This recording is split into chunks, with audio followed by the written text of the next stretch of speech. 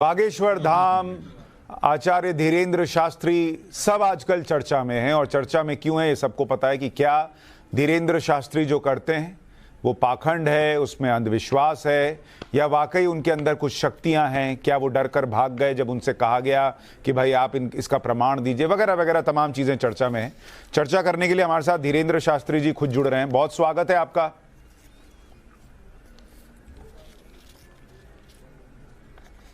बहुत बहुत धन्यवाद। श्री सीताराम। जय बागेश्वर धाम की और जय सनातन धर्म की। आपके पास आवाज जा रही है हमारी? जी बिल्कुल जा रही है धीरेन्द्र शास्त्री जी, आपकी आवाज तो पूरे देश में आजकल जा रही है, आपकी चर्चा भी हो रही है। क्या आपके पास वाकई कुछ शक्तियां हैं? वाकई आपके पास शक्तियां हैं, या जो आप पर आरोप लग रहा है आप अंधविश्वास फैला रहे हैं, एक्टर्स लेकर आते हैं, ऐसा कुछ है? बागेश्वर हनुमान जी की कृपा है। हाँ, देखो, अंधविश्वास और विश्वास एक ऐसी कसौटी है जो बहुत ही बारीक कसौटी है। इस कसौटी पर बहुत बारीक दृष्टि की आवश्यकता है। अंधविश्वास फैलाने वाली बात ना तो हम कोई जादू टोना करते हैं, ना हम कोई झाड़ फूंक करते हैं। हम केवल अपने इष्ट से प्रार्थना करते हैं और हमारे इष्ट बागेश्वर बालाजी महाराज, बागेश्वर हनुमान जी महाराज केवल हमारी नहीं, हर उस भक्त की सुनते हैं जो श्रद्धा और विश्वास पूर्वक उनके चरणों में आता है। फिर आप कहेंगे माध्यम क्यों? आदिकाल से ही गुरु परंपरा का वह रहा। तो हमारे यहाँ 3 पीढ़ियों से दरबार लग रहा। हमारे दादा गुरु जी भी लगाते थे, उसके पूर्व में भी एक संत हुए वो भी लगाते थे, तीसरी पीढ़ी में हम भी। हमने कभी कोई दावा नहीं किया हम कोई ईश्वर हैं, या हम कोई चमत्कार करते हैं, या हम कोई मिरेकल करते हैं। हमारे पास जो गुरु कृपा है, हम ईश्वर से प्रार्थना करते हैं। जैसे पुत्र के बीमार होने पर माता और पिता प्रार्थना करते हैं, वैसे ही शिष्य के आपत्ति विपत्ति में हम अपने इष्ट से प्रार्थना करते हैं और हमारा इष्ट चमत्कार हमारे बालाजी कृपा कर देते हैं। उसे लोग अलग अलग दृष्टि से देखते हैं। तो अब आप इसको किस दृष्टि से देखेंगे ये आपके ऊपर है। पर सनातन में क्या ताकत होती है उसका प्रत्यक्ष प्रमाण बागेश्वर बालाजी का दरबार है। पर धीरेन्द्र शास्त्री जी, आप कह रहे हैं आपके पास कुछ विशेष पावर्स नहीं है, आप कोई चमत्कार नहीं करते, लेकिन आप अपने ईष्ट से या हनुमान जी से जब कुछ कहते हैं तो वो कर देते हैं। ये तो सबके साथ नहीं होता। मैं तो हनुमान जी को देख नहीं सकता, उनसे बात नहीं कर सकता। हाँ, अंतरात्मा से प्रार्थना कर सकता हूँ, मेरे पास ये पावर नहीं है। वो प्रार्थना में दोनों में जमीन आसमान का अंतर है। कहने में और प्रार्थना में दोनों में अंतर है। कहना ऑर्डर हो गया, प्रार्थना स्तुति हो गया। तो आपको प्रत्येक भक्त को अनिवार्यता है। नहीं, लेकिन आपके पास जो पावर्स हैं वो मेरे पास तो नहीं है ना, तो आप तो विशेष हुए फिर। उसके लिए फिर हम कोई विशेष नहीं है, ये आपकी दृष्टि है। अगर आप मानते हैं तो हमें कोई बुराई नहीं है। जो कई लोग हमें उल्टा सीधा भी तो मानते हैं, तो उससे भी हमें कोई बुराई नहीं है। उनके प्रति हमारी कोई नाराजगी भी नहीं है। तो ये आपकी दृष्टि है, हम अपने आप को नहीं मानते। आपको हनुमान जी दिखते हैं क्या? नहीं, बिल्कुल भी नहीं। हमने ऐसा कभी दावा भी नहीं किया। तो आप जब संपर्क साधते हैं तो कैसे साधते हैं? मतलब आप अपने विचार में संपर्क साधते हैं? ध्यान विधि, ये आदिकाल की परंपरा है। ध्यान विधि, जिस परंपरा को हमारे पूज्यपाद दादा गुरुदेव ने हमें दी है, वह एक विधि ध्यान विधि है, आभास विधि। मन में आभास होता है, मन में तरंग जागती है कि अमुक व्यक्ति आएगा, उससे उसकी यह ऐसी पीड़ा हो सकती है। हम उसको राम नाम ले करके और कलमबद्ध कर देते हो। ईश्वर की कृपा से ये सनातन की ताकत है कि वो सत्य निकलता है। और हम आपको बहुत अच्छे से जवाब दें कि सनातन में क्या ताकत होती है। कितने भी ये पादरी और मौलवी हैं पूरे दुनिया के, बागेश्वर धाम की इस आभास और इस शक्ति का सामना नहीं कर सकते। तो मुझे ये बताइए, आपके पास ये शक्ति, क्योंकि हमारे सनातन में क्या ताकत है। और पहली बात, पहली बात बोलिए आप बोलो, हमारी तो आदत नहीं। मैं पहली बात तो आप लोग ये कहना बंद कर दीजिए अंधविश्वास और विश्वास क्या है। भारत में चादर चढ़ाना विश्वास श्रद्धा है, लेकिन भारत में अर्जी का नारियल बांधना अंधविश्वास है। भारत में कैंडल जलाना श्रद्धा है, लेकिन बागेश्वर धाम की अर्जी लगाना अंधविश्वास है। ये दोगलापन लोग लाते कहां से हैं? हमें तो इस बात पे हंसी आ रही है। हम बहुत मनमौजी आदमी हैं। तो धीरेंद्र शास्त्री जी, आपको लगता है कि ये खास तौर पर जो हिंदू बाबा हैं या हिंदू धर्म से जुड़े हुए सनातनी हैं, उनको टारगेट किया जाता है और दूसरे धर्म में अगर यही चीज हो रही हो तो उसको छोड़ दिया जाता है? बिल्कुल। जब से हमने घर वापसी करवाई है दमोह में, जब से वनवासियों के बीच कथा की है, ये इन्होंने करोड़ों रुपए खर्च उनके ऊपर किए हैं, उनको चमत्कार दिखाकर, ट्रिक दिखाकर हमने उनको जब रियल हनुमान जी से जोड़ा तो उन्होंने घर वापसी की और सनातन धर्म को पुनः अपनाया। तो जो व्यक्ति धर्म के धर्मांतरण के लिए 10 करोड़ खर्च कर सकता, क्या वो हमारे लिए हमको साइड हटाने के लिए 2 करोड़ खर्च नहीं कर सकता? ये सोची समझी मिशनरियों की साजिश है, लेकिन इनसे हम डरते भी नहीं है। हमारे भारतीय संतों में और हमारे भारतीय सत्य सनातन में क्या ताकत होती है, उसका प्रत्यक्ष प्रमाण यह है कि पूरे भारत के वामपंथी पीछे लगे हुए हैं, लेकिन वो बाल टेढ़ा नहीं कर पाएंगे। हमें अपने इष्ट पर भरोसा है। तो आपको इसका मतलब आपके इष्ट ने पहले ही बताया होगा कौन पीछे लगा है, कितने पैसे देकर लगा है? आभास, बिल्कुल बिल्कुल। छतारी कथा 1.5 महीने 2 महीने पहले लगभग भाई साहब हुई होगी। हमारी तो पहली बार आपसे बात हो रही, कबूल प्रत्यक्ष मिलना तो आप हमको, हम बहुत साधारण आदमी हैं भैया। और छतारी कथा में हमने कह दिया था कि मेरे भारत के सनातनी लोगों, अब हमारे ऊपर जो हमें आभास गुरु प्रेरणा से हुआ, अब हमारे ऊपर लंबे लंबे हमला होने। ये तो फर्स्ट चुनौती है, ऐसी तो अभी बहुत चुनौतियां हमको पार करनी है, देखते जाइएगा। हम टोपी वालों को भी सीताराम बुलवा देंगे, आपकी न्यूज पर बोल देते हैं, क्यों चिंता कर रहे हो तुम? अच्छा धीरेंद्र शास्त्री जी, ये बताइए, अभी मैंने आपका एक वीडियो देखा जिसमें एक व्यक्ति, जिस पर कहा जा रहा है कुछ प्रेतात्मा आई हुई है, और आप किसी को कह रहे हैं इसको उठा के पटको, इसको नीचे फेंको। किसको बोल रहे थे आप? कौन उठा के पटक रहा था? पटको आभास रूप में हमारे पास जो बागेश्वर बालाजी की सेना है, हमें ऐसा आभास होता है कि उनकी जो गढ़, उनके जो वीर हैं, ऐसा आभास होता है जो पराशक्तियां। देखो भाई, जो उसमें गया ही नहीं उसे क्या बता दें? अब किसी कोई अंधा व्यक्ति कहे कि सूर्य दिखाओ, तो उसे कैसे सूर्य दिखा दें? और दूसरी बात श्रीमान जी, हम आपको बताएं, भूत प्रेत वाली बात है। कोई उसे नेगेटिव एनर्जी कहता है, कोई पॉजिटिव एनर्जी कहता है। और हनुमान चालीसा में 500 साल पहले लिख गया, भूत पिशाच निकट नहीं आवे, महावीर जब नाम सुनावे। तो क्या आप हनुमान चालीसा को गलत मान रहे हैं? नहीं, मैं तो नहीं मान रहा। नहीं मान रहे हैं तो फिर हम नहीं मान रहे हैं। अब फिर कंट्रोवर्सी क्यों? अब फिर अंधविश्वास और विश्वास क्यों? अब फिर ये हमसे क्वेश्चन क्यों कि भूत प्रेत होते कि नहीं और उस पर प्रेत है कि नहीं? ये फिर कंट्रोवर्सी क्यों? अगर हनुमान चालीसा गलत नहीं है तो फिर हम कैसे गलत हैं? उसी हनुमान चालीसा के आधार पर हम अपने इष्ट से प्रार्थना, और हमें तो भूत चढ़े नहीं, लोगों को चढ़ते हैं। हम तो किसी को बुलाते नहीं, वही आते, उन्हीं पे चढ़ते, उन्हीं के बालाजी उतार देते हैं। अब इसमें हमारे ऊपर क्यों कंट्रोवर्सी? किस आधार पर? या तो फिर आप लोग खुल करके बोलिए कि हनुमान चालीसा गलत है। अच्छा, चूंकि धीरेंद्र जी होता क्या, मैं आपको बताता हूं थोड़ा सा। धीरेंद्र जी, अंधविश्वास है। धीरेंद्र जी होता क्या है, नहीं धीरेंद्र जी देखिए, होता क्या है कि जैसे आप कह रहे हैं, आपको आपके इष्ट की सेना भी दिखती है जिससे आप उठाकर पटकवा देते हैं, या आपको पहले पता चल जाता है किसके मन में क्या चल रहा है, आप लिख कर दे देते हैं। ये चूंकि सबके पास ये पावर नहीं है, तो इसलिए लोगों को शक होता है कि ये आदमी सही बोल रहा है या गलत बोल रहा है, वो पूछते हैं। अब मैं आपसे ये अगर पूछूं कि क्या हमारे जैसा बनना पड़ेगा, सबको भी पावर मिल सकती है, हमारे जैसा पगला बनना पड़ेगा। कैसे बन सकते हैं आपके जैसा, ये भी बताइए। आपके जैसा कैसे बनना पड़ता है? गुरु कृपा। अरे भाई कुछ भी नहीं है, केवल राम नाम का जप करो। भगवान चुनते हैं किसको क्या करवाना है। हमें सनातन के लिए उन्होंने चुना है, और हमारे जैसे हजारों लोग हैं इस धरती पर, एक हम बिरले नहीं हैं। हम पर कंट्रोवर्सी सिर्फ इसीलिए है क्योंकि उनके मिशन में हम सबसे बड़े रोड़ा हैं, लेकिन अपन भैया पीछे होने वाला नहीं है। हम सनातन का झंडा गाड़ कर रहेंगे। धीरेंद्र शास्त्री जी, आप कह रहे हैं सनातन में बहुत शक्ति है। क्या आपके सनातन में ये शक्ति है? कि मैं तो आपसे मिला नहीं, आपसे पहली बार मेरी बातचीत हो रही है, आप मुझे जानते नहीं होंगे। क्या आपके इष्ट आपको बता सकते हैं मेरा नाम क्या है? सनातनी नहीं है? क्या आपके इष्ट बता सकते हैं मेरा नाम क्या है? क्या आप सनातनी नहीं है? मैं सनातनी हूं, लेकिन मैं चाहता हूं कि और सनातनी भी आपकी इस पावर को प्रत्यक्ष तौर पर देखें। आप हमारे सन्मुख बैठिएगा, जो हमको प्रेरणा लगेगी जो हमको आभास लगेगा उसकी एक परंपरा है। हम कोई जादूगर नहीं है कि कोई भी बोले खेल दिखा दो।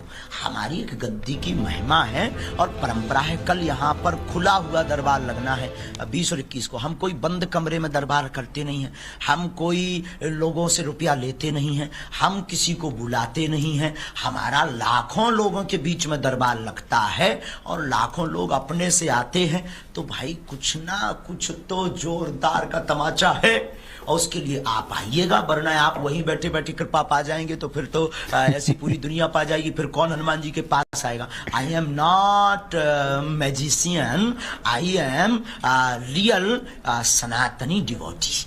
तो धीरेन्द्र जी, मैं थोड़ा सा इसको और दर्शकों के लिहाज से पूछ रहा हूं आपसे। जी अब दिखाओ धीरेन्द्र जी, मैं बस दर्शकों के लिहाज से पूछ रहा हूं कि क्या इसका मतलब आपका एक दायरा है कि कितनी दूर पर कोई व्यक्ति हो, आपके आसपास हो, तभी उसके बारे में आप जान सकते हैं?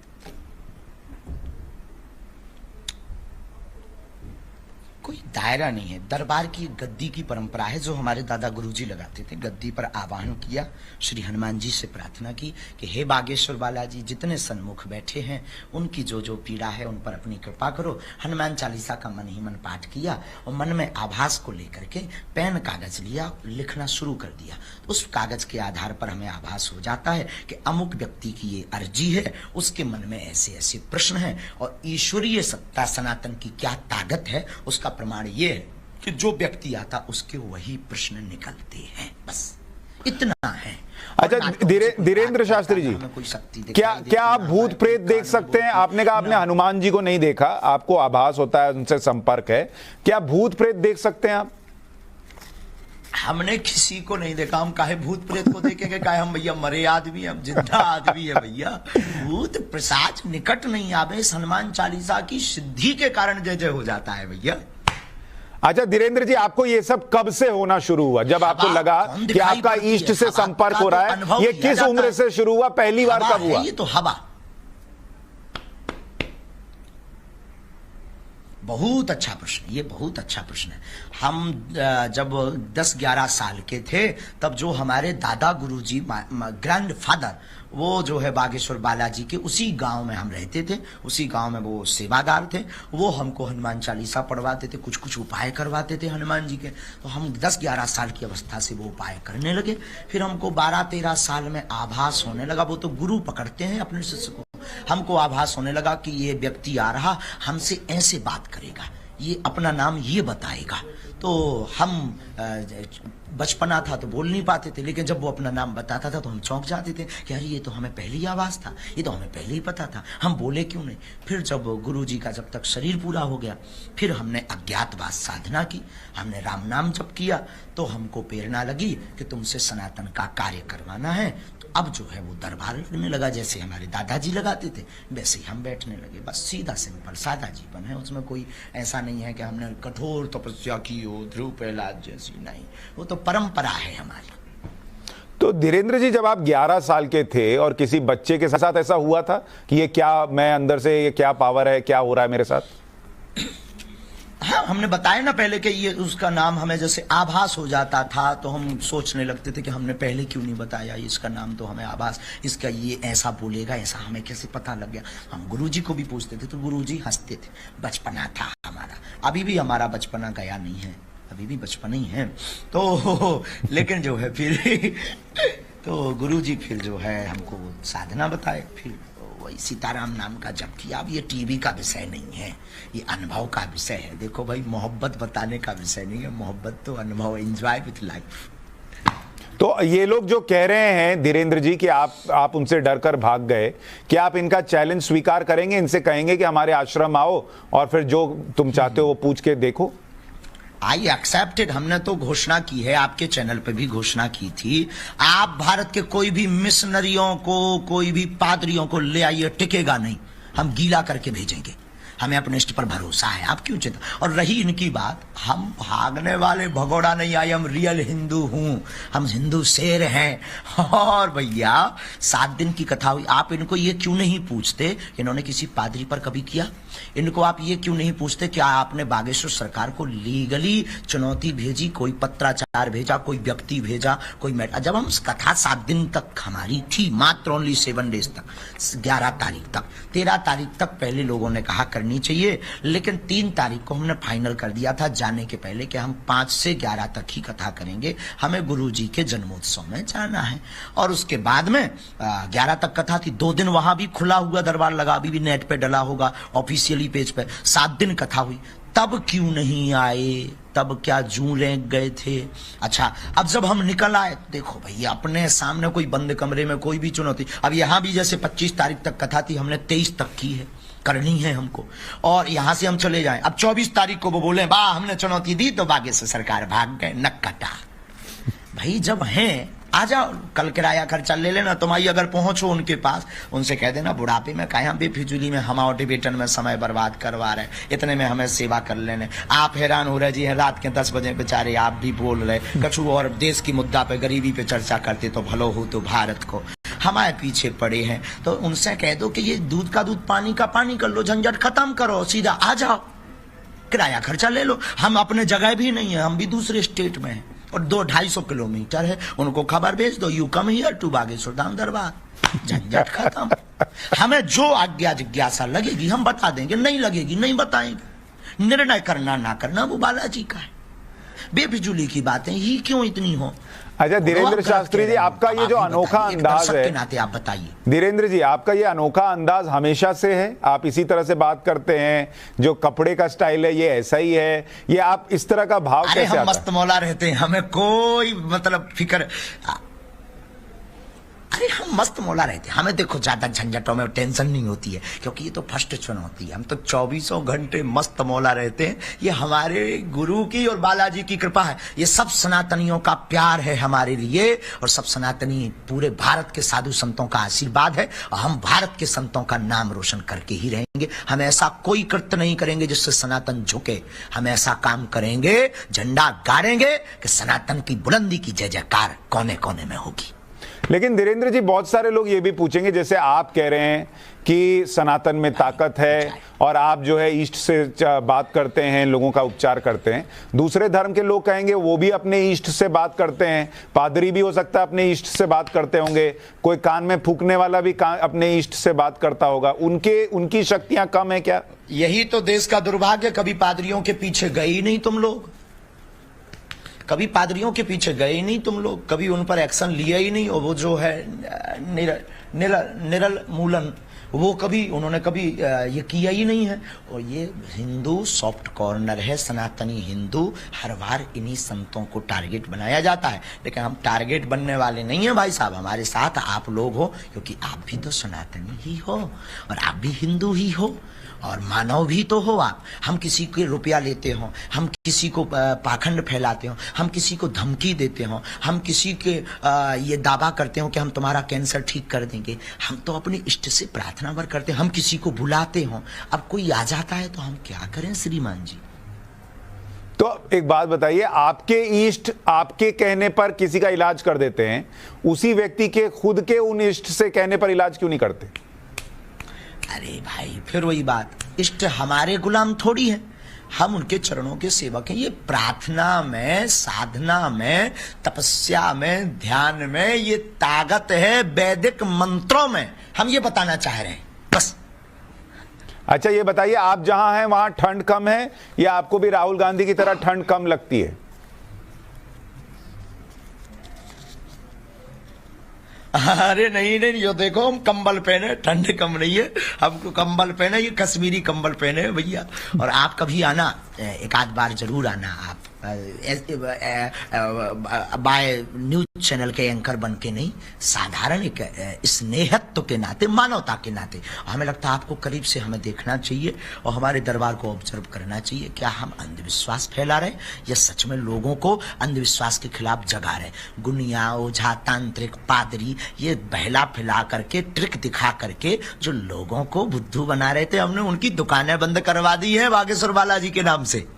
अच्छा धीरेंद्र जी, क्या आपको लोगों का ही आपके इष्ट भविष्य बताते हैं या देश का भी बताते हैं? भारत का भविष्य कैसा है?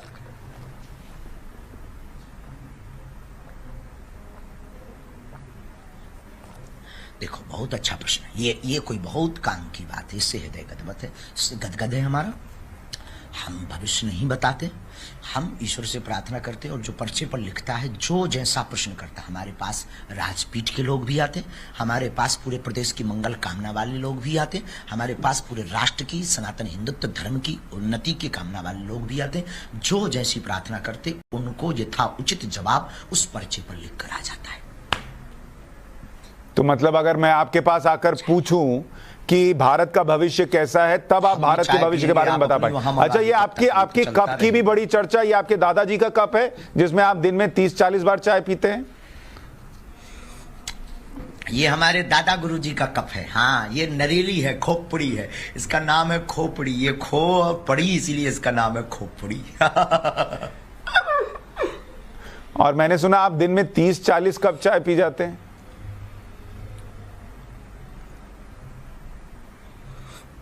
चाय पीते हैं हम बहुत दबाकर। चाय पीने से आनंद आता है, क्योंकि दादा गुरुजी हमारे चाय बहुत पीते थे, तो उनका शौक हमारे ऊपर चढ़ा हुआ है। और आपको सिर्फ चाय का शौक है और भी कुछ शौक है? सनातन का शौक है, बहुत तेज, चाय से ज्यादा। और आपका लक्ष्य क्या है सनातन के लिए? जुनून इतना ज्यादा है कि पूरे देश के वामपंथी लोग पीछे लग गए। धीरेंद्र शास्त्री जी, आपका लक्ष्य क्या है? लगा है कि इनका मिशन हम फेल कर सकते हैं।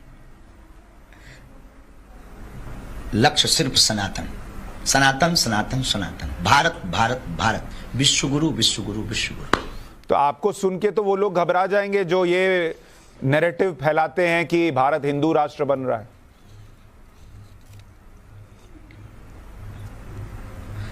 उसी कारण से तो ये हम पर आरोप लगा रहे हैं, चुनौती लगा रहे हैं। ये क्या उद्देश्य है? यही तो एजेंडा है।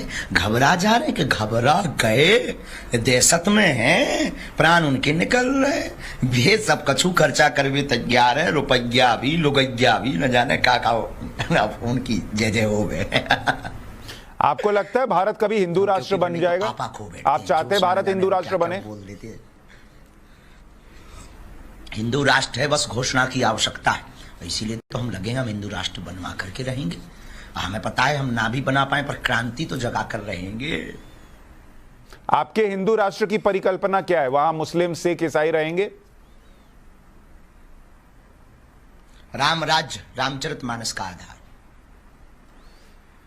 तो बिहार के शिक्षा मंत्री तो कह रहे रामचरितमानस नफरत फैलाने वाला ग्रंथ है। जहर फैलाती है, ऐसे लोग निकम्मे हैं, भारत में न रहने ही नहीं चाहिए। इन्होंने कभी राम कथा पढ़ी नहीं है, इनको हमारी क्लास में आने की आवश्यकता है। हम इनको ABCD पढ़ाएंगे कि राम कथा क्या होती है, मनमोहन प्यारे।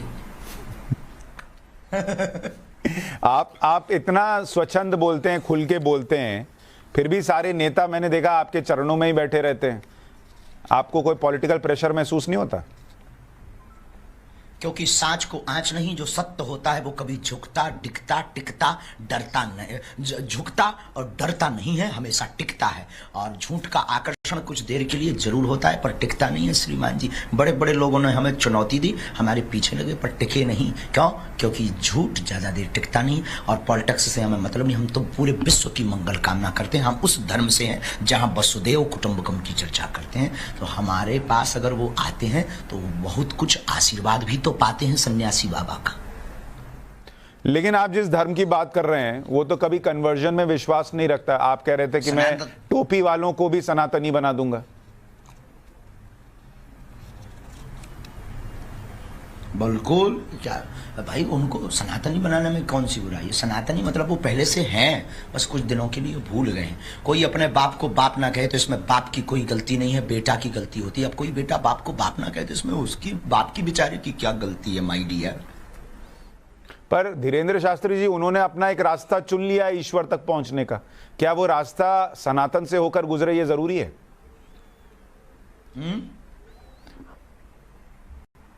क्या मैं कह रहा हूं, उन्होंने अपना एक रास्ता चुना है अपने ईश्वर तक पहुंचने का। क्या वो रास्ता, हर रास्ता सनातन के रास्ते से होकर गुजरे, ये जरूरी है? ईश्वर एक है, दिखाई देने वाले रूप अनेक हैं, पर ईश्वर परमात्मा एक है। शास्त्र ऐसा करते हैं। तो क्या इसके लिए जरूरी है कि टोपी पहनने वाले को भगवा पहनना पड़े? भगवा पहनना जरूरी नहीं है, पर मुख में राम नाम जरूरी है, क्योंकि उनके तो ब्लड भी भगवा है भैया। कौन ऐसा है जिसका ब्लड भगवा ना हो? अच्छा धीरेंद्र शास्त्री जी, आप कई बाबाओं की मैं बात करूं, कुछ आजकल उसमें से जेल में भी हैं, इसलिए भी कई बार ये प्रश्न उठने लगता है कि कौन ऑथेंटिक है, कौन नहीं है, कौन झूठ बोल रहा है, कौन सच बोल रहा है। क्या आपको लगता है वो लोग जो जेल गए या जिन पर आरोप लगे नहीं होती हैं, उससे नुकसान हुआ सनातन का? ऐसा पाएगा, बहुत ज्यादा नुकसान हुआ। जो जैसा करेगा वो वैसा पाएगा। लेकिन हम एक बात कह देते हैं, अगर कोई षड्यंत्र के साथ फंसावे तो ये देश का और सनातनियों का दुर्भाग्य है। लेकिन धीरेंद्र शास्त्री जी, आम आदमी कैसे समझे कौन धीरेंद्र शास्त्री है और कौन जो है वो गलत है? उसके समझने के लिए सीधा सा उद्देश्य, जो अपने से जोड़े वो जय जय, और जो आपकी बाहें पकड़कर ईश्वर से जोड़े वो वह जय जय। समझदार को इशारा काफी। आप ईश्वर से जोड़ते हैं, खुद से जोड़ते हैं?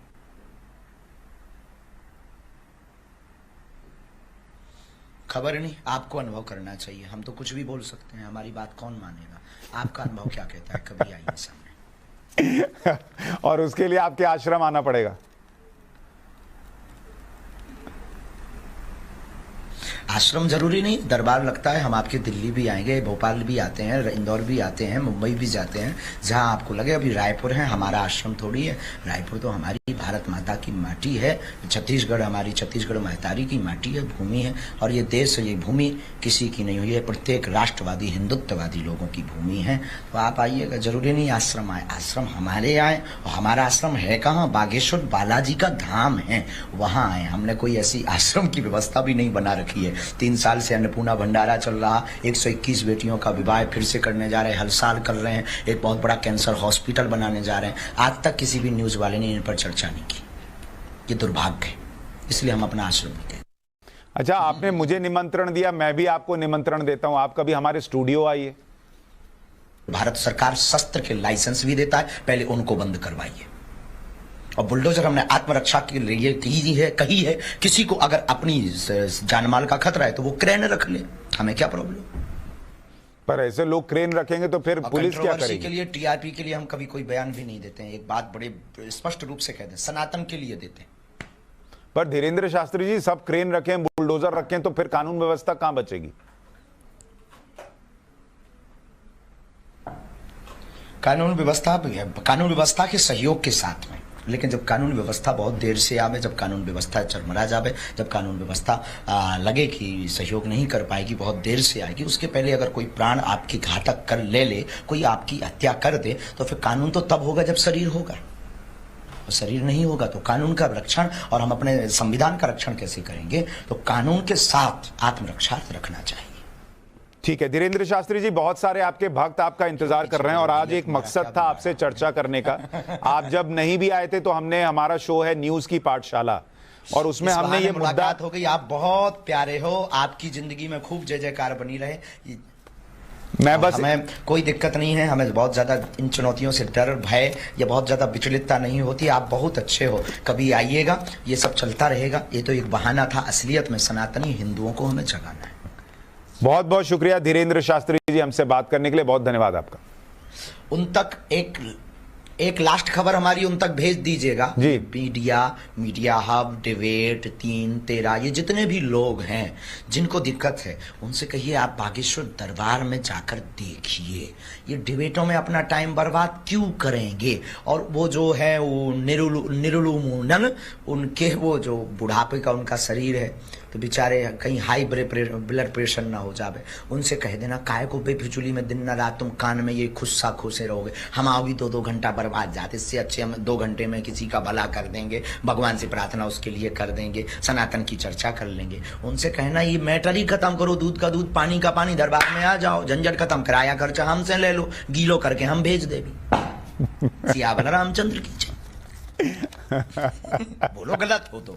और उन्होंने हमें कोई लीगली चुनौती नहीं दी है आज तक। लीगली चुनौती नहीं दी है। ना उन्होंने कोई हमें पेपर भेजा है, ना हमारे पास कोई व्यक्ति भेजा है, ना कोई उन्होंने व्यक्ति भेजा है, ना उन्होंने हमारे सामने आकर, उनके अंदर दम हो। हमने नागपुर में दरबार लगाया, तब टाई टाई फिस क्यों उड़ गए? 7 दिन हमने कथा की, तब उनके परदादा याद आ रहे थे क्या उनको? सामने आओ। अब रायपुर बुला रहे हैं हम अपने क्षेत्र में भी नहीं है, दूसरे स्टेट में है, रायपुर में कल दरबार लगना है, आ जाओ। सनातन में क्या ताकत होती है हम बताते हैं प्यारे मनमोहन प्यारे। भेज जरूर दीजिएगा, नॉट कंट्रोवर्सी।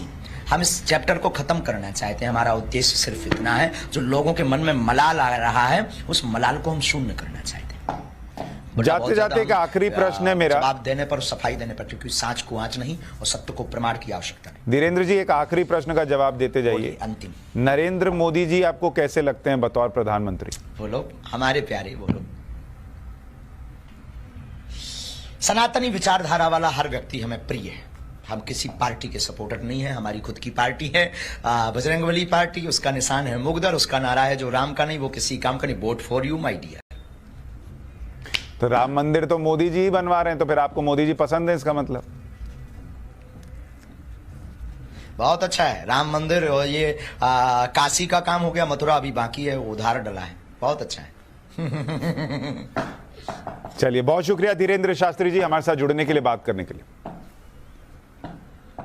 बहुत बहुत धन्यवाद। जय सिया राम, जय सत्य सनातन धर्म, जय हिंदू राष्ट्र।